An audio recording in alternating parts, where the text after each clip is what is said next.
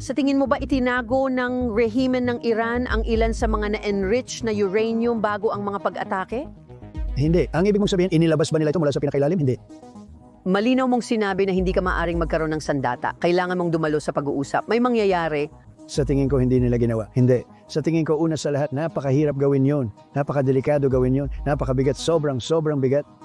Napakahirap gawin yan. Bukod pa roon, hindi rin kami nagbigay ng abiso dahil hindi nila alam na darating kami hanggang sa mismong oras na iyon. At walang nag-akala na pupuntahan namin ang lugar na iyon dahil sabi ng lahat, hindi mapasok ang lugar na iyon. Dahil nakita ko sa mga ulat na may 400 kilo, 800 libra ang inilipat nila. Pero iniisip ko kung matutunto niyon, ibig kong sabihin kung sakaling mayroon sila. Wala silang inilipat na anuman. Wala silang inalis o inilipat na kahit ano.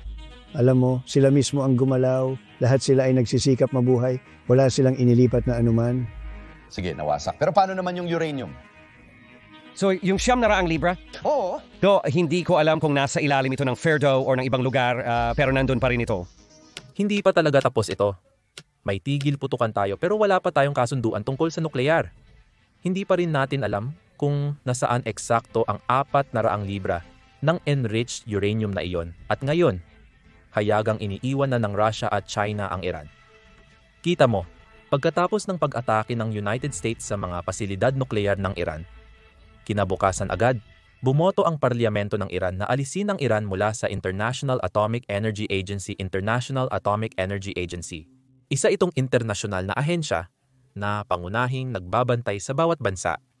Binabantayan nito ang anumang bansa na may programang nuklear para matiyak na hindi ginagamit iyon ng bansa para gumawa ng mga sandatang nuklear.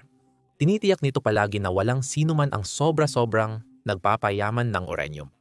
O hulaan mo kung ano, itong ahensya na ito ang unang nagbabala sa mundo ilang linggo na ang nakalipas na papalapit nang papalapit ang Iran sa pagkakaroon ng uranium na pang-armas na ang kalidad. Wala pa rin sila noon, pero sobrang lapit na nila. At ngayon, umaatras na ang Iran mula sa kasunduang ito. Umaalis na sila sa organisasyong ito. At sila pa lang ang pangalawang bansa na gumawa nito mula nang malikha ang organisasyong ito. Gusto niyo bang hulaan kung aling bansa ang nauna? Hilagang Korea. 3 taon lang matapos umatras ang Hilagang Korea sa International Atomic Energy Agency, nakapag-test na sila ng sandatang nuklear. At ngayon, nag-aalala ang mundo na baka gawin din ito ng Iran. Gusto ng Rusya na ipagpatuloy ng Iran ang pakikipagtulungan nito sa United Nations Nuclear Watchdog, ayon kay Sergey Lavrov, ang foreign minister ng Rusya. Ang pahayag ay lumabas matapos ipasa ng parlamento ng Iran ang isang panukalang batas na nagsususpindi ng pakikipagtulungan sa International Atomic Energy Agency. Walang sino man ang nais na magkaroon ng sandatang nuklear ang Iran. Malinaw na hindi natuwa ang mga Iranian tungkol dito dahil naniniwala silang kaalyado ng Iran ang Russia, pero sa totoo lang, hindi mo talaga mapagkakatiwalaan ang Russia o kahit ang China pagdating sa ganyang bagay, gaya ng makikita ninyo. Pero balikan muna natin ang komentong ito. Inaasahan na ang tanging bansang gusto na magkaroon ng nukes ang Iran ay Yemen at ang tanging bansang walang pakialam ay North Korea. Bukod doon, ayaw ng Russia at China na maging nuclear power ang Iran dahil naniniwala silang banta ito sa kanila. Kaya hindi madali para sa Iran na umalis sa Non-Nuclear Proliferation Treaty at nag-aatubili sila hanggang ngayon dahil sa mga issue sa Russia at China.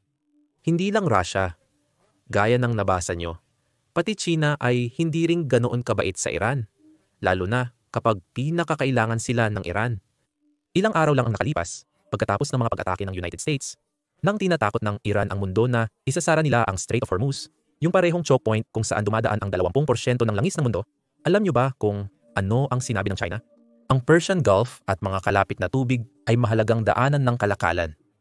Dapat manatiling matatag at walang abala ang mga ito. Ngayon, bakit sinabi yun ng China? Alam mo ba? Mas maraming langis ang kinukuha ng China mula sa gitnang silangan kaysa sa Estados Unidos. Sa katunayan, humigit kumulang 60 hanggang 70% ng langis ng China ay galing sa gitnang silangan at halos 70% ng langis ng Iran ay dumidiretso sa China sa pamamagitan ng Strait of Hormuz. Dumadaan na ang China sa isang krisis sa ekonomiya, krisis sa real estate, at syempre ang trade war. Hindi nito kayang magkaroon pa ng isa pang krisis, isang krisis sa enerhiya. At iyan mismo ang dahilan kung bakit hindi sumang-ayon ang China sa plano ng Iran na isara ang Strait of Hormuz. Dapat napagtanto na ng Iran na hindi talaga ito maaaring umasa sa mga kaalyado nito. Pero sa kasamaang palad, mukhang hindi talaga natututo ang mga leader ng Iran sa kanilang mga aral. Naalala niyo ba ang clip na ito mula kay Pangulong Trump 2 araw lang ang nakalipas? Kung ang mga ulat ng intelihensya ay nagsasabing kayang payamanin ng Iran ang uranium sa antas na ikinababahala mo, iisipin mo bang bombahin ulit ang bansa? Walang duda, oo naman. Meron ka bang Ngayon sa kabila ng mga babalang ito, mukhang determinado pa rin ang leader ng Iran na ipagpatuloy ang kanilang mga nuclear program at kaya naman maaaring makita natin ang Midnight Hammer 2.0 na paparating na. Pero bago natin pag-usapan, siguraduhin munang pindutin ang like at subscribe button sa ibaba dahil malaki ang naitutulong nito sa amin sa algorithm. Ilang araw na ang nakalipas nang sa wakas ay nagbigay ng pampublikong pahayag ang leader ng Iran mula sa kanyang bunker. At sa pahayag na iyon sinabi niya na ang mga pasilidad ng nuclear ng Iran ay hindi naman talaga ganoon kalala ang pinsala. Sa totoo lang, hindi naman totoo ang bahaging iyon ng pahayag. Nagbagsak kami ng 12 bunker busters. Tiyak na tapos na ang nuclear facility. Pero ang isa pang bahagi ng pahayag na hindi masyadong napansin ng mga tao ay ang sinabi niyang ipagpapatuloy pa rin ng Iran ang kanilang nuclear program kahit pagkatapos ng mga pag-atake. At hindi lang siya, pati ang Iranian Foreign Minister ay umamin na malubhang nasira ang mga nuclear facility ng Iran. Sinabi rin niya na ipagpapatuloy ng Iran ang uranium enrichment sa loob lamang ng ilang buwan. Ngayon, dito nagiging mahalaga ang 400 kilo o 900 libra ng enriched uranium. Ngayon, nakita nyo ang clip sa simula ng video. Sinabi ni Pangulong Trump na nasa loob ito ng Fordo at ito ay sinilyuhan na. Pero hindi lahat sa administrasyon ay nagsasabi ng pareho. Sa katunayan, 2 araw lang ang nakalipas nang si Pete Hegseth ay nagdaos ng DOD press briefing, medyo iba ang naging sagot niya. Kaya pakinggan natin yon. Pagkatapos, titingnan natin ang ilang senador na bahagi ng classified briefing at aalamin natin kung ano na ang masasabi nila tungkol dito. Ilang highly enriched uranium ay inalis mula sa Fordo bago ang mga pag-atake. Tama ba yon? Nakita mo ba yon? At Ginoong Tagapangulo, may tanong ako para sa inyo. Ay pinapahiwatig nito na hindi natin eksaktong tinamaan ang gusto nating tamaan sa mga lugar na yon. Hindi naman yun ang tanong. Tumungkol itong sumataas na antas ng enriched uranium. Narinig nyo yon, di ba? Napakapolitikang sagot niyan. At syempre, ang layunin ay hindi tamaan ang uranium na meron sila. Ang layunin ay sirain ang kanilang nuclear program at ibig sabihin nito ay sirain ang mga nuclear facilities na nagawa namin. Alam ko may mga ulat na medyo nakakalito, pero masasabi naming halos sigurado na malubhang nasira ang mga nuclear facilities. Pero ang stockpile ng uranium ay ibang usapan iyon at sinabi ni Pete Hicks na tinamaan nila ang gusto nilang tamaan. At kung pagsasamahin mo ito sa sinasabi ng mga senador na bahagi ng isang classified briefing tungkol sa kanilang pag-atake, parang hindi talaga natin alam kung nasaan ang stockpile ng uranium. Ito ang sinabi ni Senador Lindsey Graham 2 araw na ang nakalipas. Narito tayo ngayon, naubos ang programa sa 3 lugar na yon pero mayroon pa rin silang mga amnesias.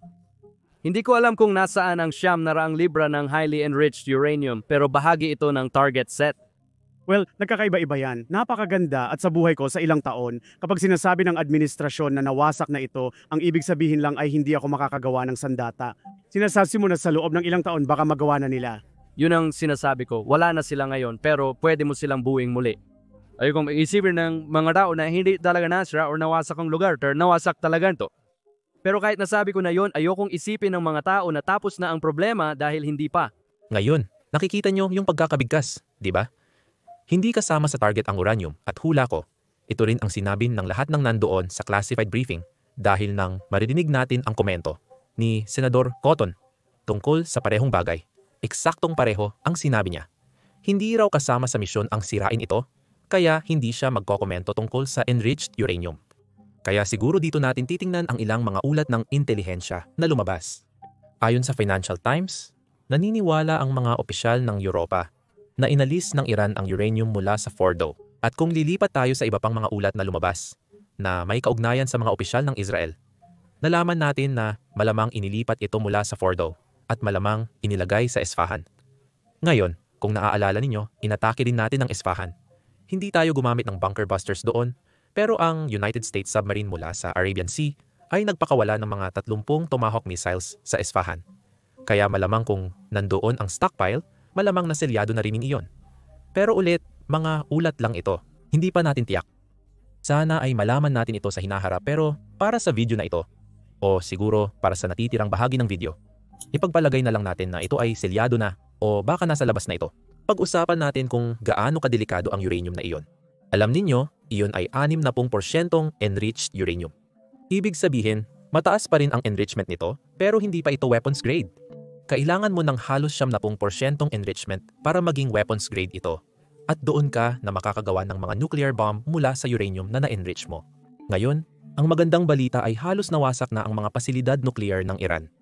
Kaya hindi sila agad makakapag-enrich ng uranium. Pero ang masamang balita ay malamang na kaya nilang muling itayo ang mga pasilidad. Maaaring tumagal iyon ng 6 na buwan. Maaaring tumagal ng 1 taon. Hindi natin tiyak kung gaano katagal. Pero gaya ng sinabi ni Senador Lindsey Graham, hindi pa tapos ito. Maging si Pangulong Trump ay nagbigay ng pahiwatig tungkol dito. Hindi pa tapos ito. Kailangan natin ng kasunduang nuklear o kailangan natin ng isang uri ng panghuling solusyon. Ito ay pansamantalang tigil putukan lamang. At ang problema sa tigil putukan ay patuloy pa ring nagyayabang ang mga opisyal ng Iran. Patuloy pa rin nilang sinasabi sa publiko na ipagpapatuloy nila ang programang nuklear ng Iran sa lalong madaling panahon. At 60% ay problema na talaga. Sinasabi ng Iran sa publiko na ginagawa nila ito para sa enerhiyang nuklear. Pero para sa enerhiyang nuklear, kailangan mo lang payamanin ang uranium hanggang 4%. Kapag umabot ka na ng 60%, parang iniisip mo na talaga ang paggawa ng sandatang nuklear. Ngayon, dito na tayo sa sikat na headline na nakikita mo na sa huling 15 taon o higit pa. 2 linggo na lang at magkakaroon na ng sandatang nuklear ang Iran. O hulaan mo, para makapunta mula sa 60% enrichment papuntang 70%, aabutin ng mga 10 hanggang 14 na araw. Iyan ay 2 linggo at iyan ang balitang paulit-ulit mong nakikita sa lahat ng newsfeed. O hulaan mo, sa lahat ng oras na ito, nag-iipon na ang Iran ng 60% enrichment. Ngayon, mayroon na silang sapat na uranium na kung paiigtingin nila ito sa 70%, makakagawa sila ng 4 hanggang 8 bomba. Kaya kung gusto ng Iran na ipagpatuloy ang kanilang nuclear program, pwede nilang sabihin na muling buuin ang mga centrifuge. Pwede nilang muling buuin ang nuclear facility. Pwede nilang gamitin ang 400 kilo ng uranium at makagawa ng bomba ng napakabilis. At ito ang dahilan kung bakit maraming tao ang nagsasabi na hindi pa tapos ang lahat. Hindi pa talaga natin nakakamit ang gusto nating makamit. Ang tanging nagawa lang natin ay ang maantala ito. At hindi rin naman ganoon katagal ang pagkaantala dahil kung meron ng 60% uranium ang Iran, mabilis nilang makakamit ang kanilang layunin. Ito rin ang dahilan kung bakit napaka-problematiko na umatras ang Iran mula sa International Atomic Energy Agency dahil noong umatras ang North Korea, nagkaroon sila ng sandatang nuklear. Kung umatras ang Iran, maaaring magkaroon din sila ng sandatang nuklear. Ngayon, dito tayo may magandang balita.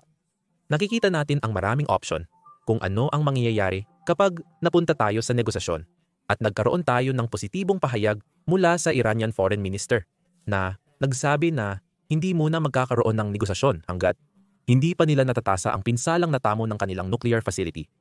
Ngayon, maaari mong intindihin iyon na baka handa silang makipagnegosasyon kapag natapos na ang pagtatasa ng pinsala at sana nga ay totoo iyon dahil kung hindi, ibig sabihin ay muling magsisimula ang digmaan na ito. Kahit na may tigil putukan, ito ay isang kakaibang klase ng tigil putukan dahil wala talagang naging kasunduan o kondisyon sa tigil putukan o anumang bagay na kailangang tuparin ng mga partido. Ang tanging nakita nating nangyari ay nagkasundo ang dalawang panig na, "Uy, titigil na tayo sa pagpapaputok sa isa't isa. Tigilan na natin." Yun lang. Wala talagang ibang napagkasunduan. At hanggat wala pang matibay na kasunduan, sa tingin ko, hindi magtatagal ang tigil putukan. Ngayon, sinabi na rin ng Israeli intelligence sa publiko na alam nila na ang imbakan ng uranium ay nakabaon sa ilalim ng isa sa mga pasilidad. At kung susubukan ng Iran na ilabas iyon, mabilis na kikilos ang mga Israeli dahil ayaw nilang magkaroon ng sandatang nuklear ang Iran. At ibig sabihin na nito, matatapos agad ang tigil putukan doon mismo. Kung sinusubukan ng Iran na hukayin ang imbakan ng uranium, muling magsisimula ang digmaan.